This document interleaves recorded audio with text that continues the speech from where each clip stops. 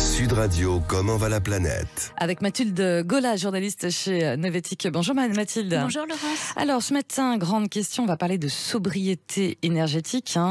Le monde économique et les entreprises appellent tout azimut à cette notion-là. On a vu qu'il y a des tribunes un petit peu partout qui se multiplient pour appeler à une grande désintoxication.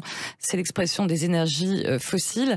Ça y va là. Oui, exactement. Le récent concours de sobriété n'a pas pu vous échapper. Le concours. Les premiers à dégainer furent les trois énergéticiens, donc Engie, Total Energy et EDF.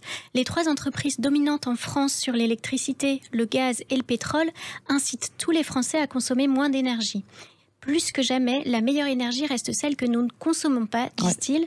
L'idée n'est effectivement pas nouvelle, elle fait écho à la chasse au gaspillage qui avait été lancée après le premier choc pétrolier. 1979, les Français font la connaissance d'un petit bonhomme rose avec un entonnoir sur la tête que le gouvernement leur demande d'exterminer. C'est l'ouverture de la chasse au gaspillage. Chasse au gaspillage, ça ne nous rajeunit pas ça. Oui. Comme quoi on y est toujours, c'est hallucinant. Oui, exactement. Et puis comme en 79, le gouvernement encourage encore le mouvement et là cette fois il vise une baisse de la consommation d'énergie de l'ordre de 10%. Ouais, c'est ça. Sauf que là, cette fois-ci, le gouvernement peut compter quand même sur le soutien des entrepreneurs. Oui, exactement. Il y a 84 dirigeants qui ont pris la plume pour encourager une sobriété cette fois organisée plutôt que subie. Le mouvement est initié par le mouvement Impact France et l'appel a été publié dans le JDD et il demande à faire de la sobriété énergétique un choix collectif. Donc la tribune est signée par des entrepreneurs du secteur de l'économie sociale et solidaire bien sûr, mais aussi par des dirigeants de grandes entreprises comme Jean-Bernard Lévy, le PDG d'EDF, encore lui, mais aussi Hélène Bernicot du Crédit Mutuel Arkea ou encore Pascal Demurger qui est à la tête de l'assureur Maïf. Ouais, sauf qu'on le voit bien, Mathilde, si on décrypte un petit peu derrière ces deux appels, il y a forcément deux visions qui s'affrontent. Oui, complètement. Puisque les premiers évoquent une nécessaire sobriété d'exception et ils ne veulent pas affecter significativement nos modes de vie. À l'inverse, les dirigeants engagés estiment qu'il faut réfléchir à une approche plus globale et non une réponse ponctuelle à une crise de l'inflation et de la sobriété subie.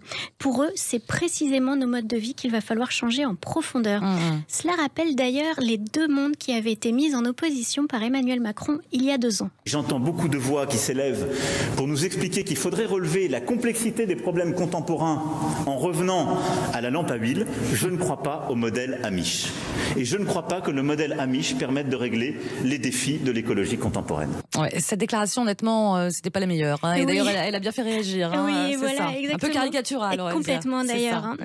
Et d'ailleurs, là, cette fois, les entrepreneurs engagés estiment que la sobriété qu'ils réclament n'est pas du tout synonyme de monde Amish, de pénurie, de repli ou de déclin. Ils anticipent les critiques qu'ils pourraient avoir. C'est sûr. Et voilà, ils rappellent que l'on vit déjà dans un monde aux limites dépassées et ils appellent à la fin d'un consumérisme débridé. Ils plaident donc pour une transformation radicale de l'économie vers un nouveau modèle économique choisi et cette fois maîtrisé. C'est sûr, mais derrière toutes ces belles formules, Mathilde Gola, tout ça, ça paraît joli, sur le papier utopique, mais concrètement, à quoi pourrait ressembler ce nouveau modèle alors Oui, c'est la question qu'on peut se poser, mais il y a des démarches qui existent déjà et qui fonctionnent très bien. Je pense notamment au modèle de l'économie de la fonctionnalité, où l'usage d'un objet prime sur sa possession. En fait, vous y contribuez déjà lorsque vous louez des biens au lieu de les acheter.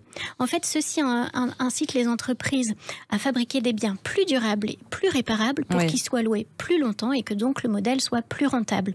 Résultat, l'usage des produits est augmenté, tout comme leur consommation, mais la consommation de ressources, elle est grandement diminuée.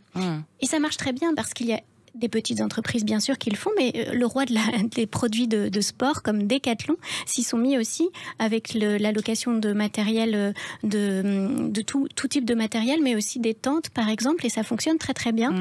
Il y a d'autres initiatives aussi dans le textile, notamment avec la consommation de biens d'occasion, et aussi des initiatives dans le secteur de la tech comme le mouvement Low Tech ou le mouvement Tech for Good. C'est ça. Et pour terminer assez rapidement, on voit qu'il y a beaucoup d'initiatives des entreprises, il y a forcément les initiatives aussi des citoyens. On a longuement parlé de la Convention citoyenne pour le climat, bien sûr. L'idée, forcément, face à cette crise énergétique, c'est de ne pas opposer la fin du monde et la fin du mois, pour reprendre des slogans dont on se souvient pas bien. Exactement, exactement. Effectivement, la crise des Gilets jaunes est présente dans l'esprit de chacun. Toujours encore, bien sûr. Voilà, et l'idée de toutes ces initiatives, c'est de pouvoir concilier les enjeux écologiques aux enjeux sociaux, bien sûr. Sinon, on risque d'aller droit dans le mur. Et pour ça, les entrepreneurs engagés vont faire des propositions le 30 août prochain.